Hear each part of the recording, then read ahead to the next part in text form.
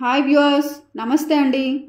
ఈరోజు నేను టొమాటో రసం చేసుకునే విధానం చూపిస్తాను. ఇందుకోసం స్టవ్ వెలిగించి గిన్నె పెట్టి అది వేడెక్కిన తర్వాత నూనె వేయాలండి. నూనె వేసిన తర్వాత ఆవాలు, జీలకర్ర వేయాలి.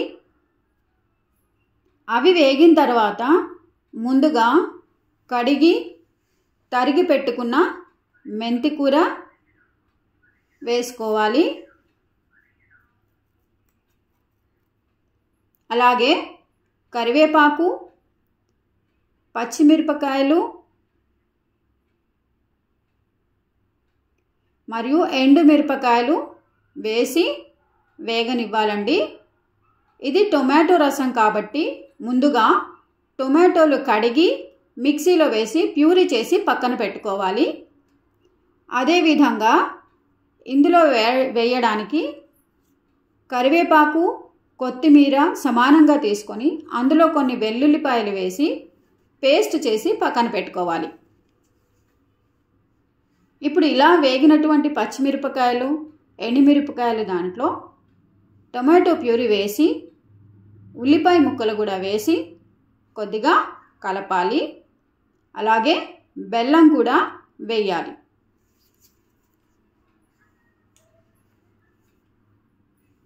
ఇప్పుడు ఇందులో పసుపు, కారం వేసుకోవాలి.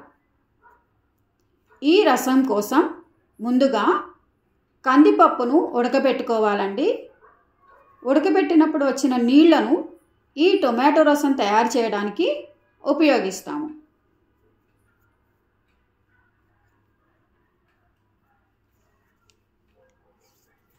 ఇవి కందిపప్పు ఉడకబెట్టినటువంటి నీళ్ళండి.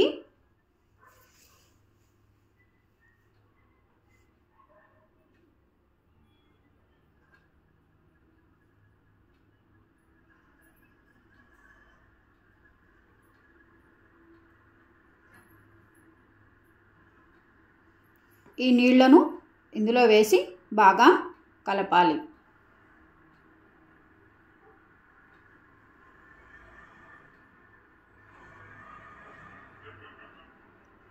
ఇందులో చింతపండు రసం కూడా కలుపుకోవాలి.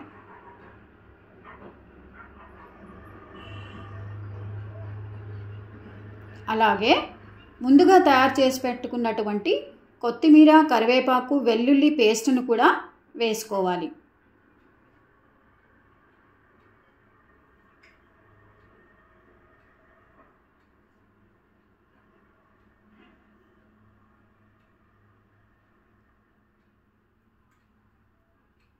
తగినంత ఉప్పు కూడా వేసుకోవాలండి.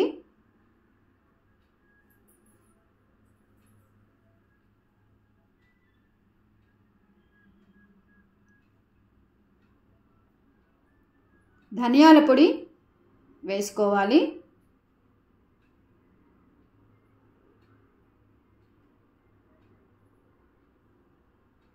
ఇప్పుడు దీనిలో తగినన్ని నీళ్లు పోసుకోవాలి.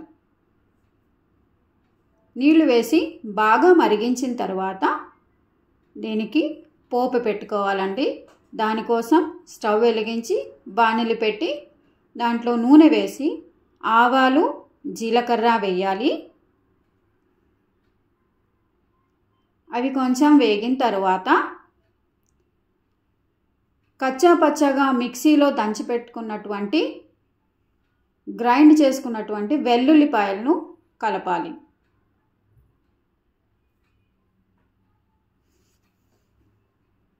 ఇది కొంచెం వేగాక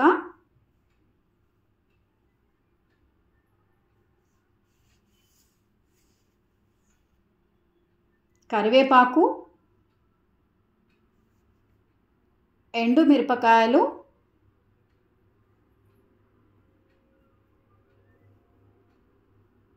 వేసి వేగనివ్వాలి.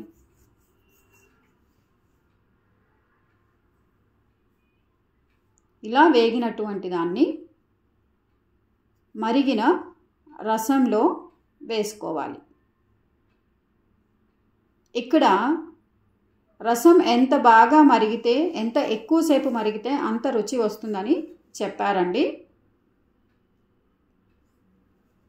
ఈ రసం నేను పనిచేస్తున్నటువంటి కాలేజ్లో ఉన్న హాస్టల్ విద్యార్థుల కోసం చేసినటువంటిదండి. ఈ రసం టేస్ట్ నాకు చాలా బాగా అనిపించి మీకోసం నేను ఇది వీడియో షూట్ చేశాను. మీరు ఇది ట్రై చేసి టేస్ట్ ఎలా ఉంది కామెంట్స్ రూపంలో పెట్టండి. ఇక్కడ హాస్టల్ విద్యార్థుల కోసం కాబట్టి ఎక్కువ మొత్తంలో చేశారు.